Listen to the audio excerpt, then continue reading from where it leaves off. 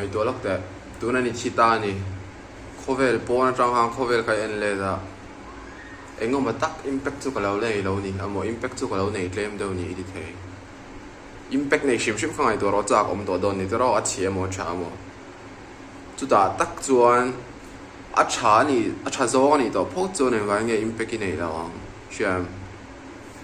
มีไงดังจุดไง一天หัว明天หัวจวนอัดช้าจิ้นสวยถิ่นตัวเรางั้นที่ไงอัดชันจูมีสองอัดช้าสวยตัวเราไม่ ego issue ไม่อีดำลายะอีชัดนั่นสวยเราได้ทันตัวจู ego issue อีทีหัวจนสวยตัวรันชัดโดนหรือตกเชื่อมจูวันจน impact ในอย่างช่วงที่เรียนกอลเวกอันที่นี่ไม่ใช่ดีพอแค่เชื่อมมาเซตติ้งอันสองช่วงที่เรียนกอลเวกเรา bra let's go โอเล่ให้ฮีเอาโจอันนี้ motivational speech ลำฟังหาอีดูหมอima mo zong alo niya topic du inai ni chuan feel free to comment down below.